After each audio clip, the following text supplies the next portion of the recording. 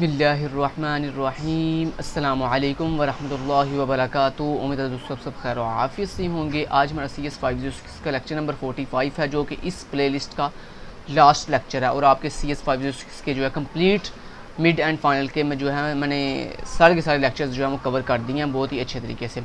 अब इसके अंदर हम जावा सर्वर फेसेस जो कि हमने प्रीवियस लेक्चर के अंदर भी कवर किया था, उसके सिर्फ 3 या 4 इंपॉर्टेंट टॉपिक हैं इसके अंदर, इस लेक्चर के अंदर, बाकी और कुछ भी इसमें इंपॉर्टेंट नहीं है। अब सबसे पहले इस चैप्टर के अंदर जो चीज़ इंपॉर्टेंट है वो है जी वेब सर्विसेज क्या होती हैं। वेब सर्विसेज की 2 डेफिनेशन यहाँ पे दी गई हैं, एक सिंपल डेफिनेशन दी गई है और एक W3C वालों की डेफिनेशन दी गई है। तो हम दोनों को देख लेते हैं। तो दोस्तों जो सिंपल डेफिनेशन वेब सर्विसेज की दी गई है, जो यहाँ पे इंपॉर्टेंट है पहली, जो आपको पेपर में आ सकती है, तो वो है जी web services are web based enterprise application that use open XML based standards and transport protocol to exchange data with calling clients.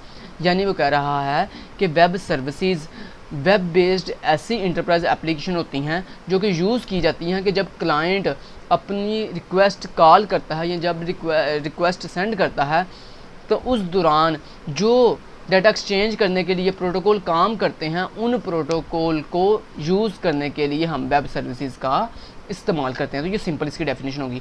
उसके बाद W3 स्कूल वालों ने जो डेफिनेशन लिखी हुई है वो जनाब है जी a web service is a software, कि ये एक सॉफ्टवेयर होता है एप्लीकेशन आइडेंटिफाइड बाय URI, जिसको हम आइडेंटिफाई करते हैं, जिसको हम पहचानते हैं उसके URI के through, whose interfaces and binding are capable of begin defined. कहता है इसके अंदर जो है वो हम इंटरफेसेस को एंड बाइंडिंग को जो है वो, यानी इसके अंदर ये चीज़, इस चीज़ की कैपेसिटी होती है, इस चीज़ की सलाहियत होती है कि वो इंटरफेसेस को भी जो है वो जानता है, और बाइंडिंग क्या होती है ये भी वो पहले से डिफाइन होती है। Describe and discover by XML artifacts, और इसके इसकी जो इसके अंदर जो है उसने पहले से उसकी जो है डिटेल बयान की होती है, डिस्कवर किया होता है पहले से बाय XML आर्टिफैक्ट्स के through, and supports direct interactions with other software application using XML based messages विया इंटरनेट बेस्ड प्रोटोकॉल।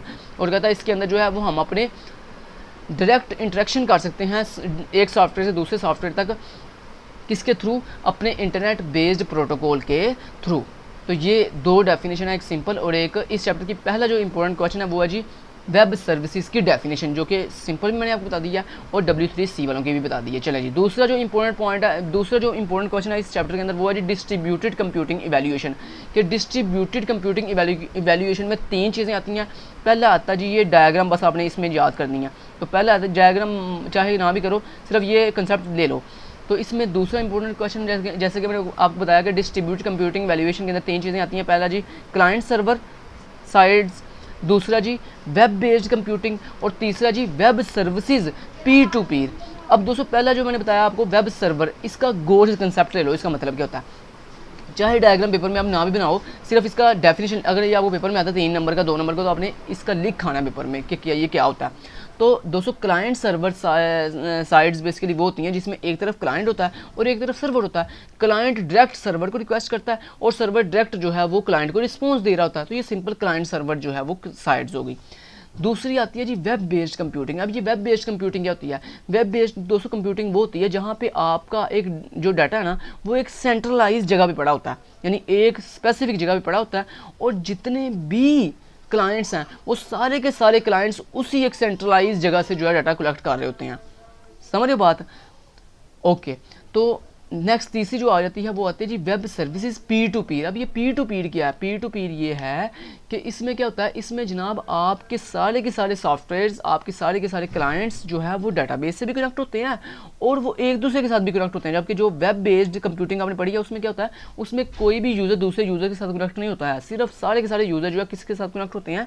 एक सेंट्रल हब के साथ, एक सेंट्रल जो है डाटाबेस के साथ कनेक्ट होते हैं, और उस सेंट्रल डाटाबेस से ही सारे के सारे यूज़र जो है डाटा एक्सेस कर रहे होते हैं, जबकि एक दूसरे के साथ वो कम्युनिकेशन नहीं कर सकते। और दूसरी इसमें बात ये आती है कि अगर वो सेंट्रल डाटाबेस में कोई फॉल्ट आ जाता है तो यहाँ पे क्या होगा, सारे के सारे कंप्यूटर्स जो है वो डिस्कनेक्ट हो जाएंगे, क्योंकि सारी बात है जब सेंट्रल आपकी जो सर्वर है वो ही ख़राब हो जाएगा तो क्या होगा, सारा प्रॉब्लम आ जाएगी।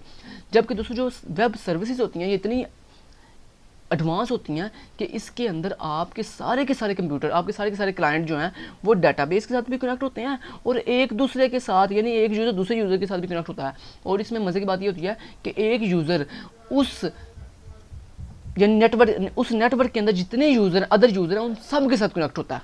मान लो आपके नेटवर्क के अंदर 10,000 यूज़र हैं, तो उनमें हर यूज़र अपने नेटवर्क में मौजूद 10,000 कंप्यूटर के साथ कनेक्ट होगा, यानी वो चाहे जिसके साथ मर्जी जो है कम्युनिकेशन कर सकता है। और इसमें क्या होता है, इसमें मान लो एक क्लाइंट की अगर प्रॉब्लम आ भी गई है ना तो कोई इशू नहीं है, दूसरा क्लाइंट जो है दूसरे क्लाइंट किसी और क्लाइंट से जो है इन्फॉर्मेशन एक्सेस कर सकता है। सो ये 3 तरह के डिस्ट्रीब्यूटेड नेटवर्क्स आते हैं जो मैंने आपको जिनके बारे में डिटेल भी बता दी है कि ये क्या क्या होते हैं। तो ये इंपॉर्टेंट क्वेश्चन है आपका। उसके बाद कैरेक्टरिस्टिक्स ऑफ वेब सर्विसेज, ये इतना कोई इंपॉर्टेंट बात नहीं है, ये आप ना ही पढ़ो तो इसकी खैर है। जो तीसरा यहाँ पे इंपॉर्टेंट क्वेश्चन है वो आ जाता है जी वाई वेब सर्विसेज, कि हम वेब सर्विसेज को क्यों यूज़ करते हैं। ये इंपॉर्टेंट क्वेश्चन है इसका तीसरा। अच्छा जी, जो तीसरा इंपॉर्टेंट क्वेश्चन है वो है जी वाई वेब सर्विसेज, कि हम वेब सर्विस का ही इस्तेमाल क्यों करते हैं। तो दोस्तों पहला इसका एडवांटेजेस है इंट्रोपीरेबल का मतलब ये होता है दोस्तों connect across heterogeneous network using ubiquitous web based standards. यानी दोस्तों जो वेब सर्विसेज होती हैं ना, इसके अंदर आपकी जो डिवाइसेज हैं वो डिफरेंट नेटवर्क के साथ कनेक्ट होती हैं। आप डिफरेंट नेटवर्क्स मतलब डिफरेंट लोकेशन पे जो पड़े होते हैं, हेट्रोजीनियस मतलब होता है ऐसा नेटवर्क होता है जिसमें आपके सर्वर जो है डिफरेंट लोकेशन पर होता है। मान लो एक कनाडा में सर्वर है, एक पाकिस्तान में है, एक जो है वो अमेरिका में है, एक लंदन में है। तो क्या होता है डिफरेंट लोकेशन पर मौजूद नेटवर्क जो है सर्वर्स जो है, क्लाइंट जो है, एप्लीकेशन जो है, सॉफ्टवेयर जो है वो आपस में एक दूसरे के साथ क्या होते हैं, कनेक्ट होते हैं। तो ये इसका सबसे बड़ा एडवांटेजेस है वेब सर्विसेज का। और ये किसकी बेस पर एक दूसरे के डिफरेंट लोकेशन पर मौजूद ये एक दूसरे के साथ कनेक्ट कैसे होते हैं, किसकी बेस पर ये होते हैं जनाब, यूबीक्यूटिस वेब बेस्ड स्टैंडर्ड के थ्रू। तो ये इंपॉर्टेंट आपका एमसीक्यू है कि इस स्टैंडर्ड के थ्रू जो है ये एक दूसरे के साथ हेट्रोजेनियस जो है एक दूसरे के साथ कनेक्ट होते हैं। उसके बाद इकोनॉमिकल मतलब होता है कि इसके अंदर आपको जो है कोई जो है सॉफ्टवेयर को इंस्टॉल करने की ज़रूरत नहीं पड़ती है, कोई जो है आपको इंस्टॉलेशन की ज़रूरत नहीं पड़ती है, जस्ट बस सॉफ्टवेयर डायरेक्ट कनेक्ट होते हैं और वो अपना काम कर रहे होते हैं। ठीक है जी, ये इकोनॉमिकल, ये भी इसका दूसरा एडवांटेज होगा। तीसरा एडवांटेज क्या है, ऑटोमेटिक, यानी ये बिल्कुल सारा का सारा सिस्टम ऑटोमेटिक होता है, मतलब इसमें कोई भी ह्यूमन जो है वो इन्वॉल्व नहीं होता है, सारा का सारा सिस्टम मशीनरी खुद कर रही होती है, चाहे जितनी मर्जी हाई कम्प्लेक्स ट्रांजेक्शन आपकी हो रही हो। ठीक है, मान लो आपने पाकिस्तान से अमेरिका ट्रांजैक्शन करनी है पैसों की, तो दोस्तों ये कितना कम्प्लेक्स ट्रांजैक्शन है, मतलब कि पाकिस्तान से आपने एक कंट्री से दूसरे कंट्री आपने ट्रांजैक्शन कर रहे हो, तो ये एक बहुत ही कम्प्लेक्स जो है ट्रांजैक्शन है। लेकिन इसके बावजूद इस ट्रांजैक्शन के अंदर कोई भी ह्यूमन इन्वॉल्व नहीं होगा, सारा का सारा सिस्टम जो है वो ऑटोमेटिक सिस्टम होगा।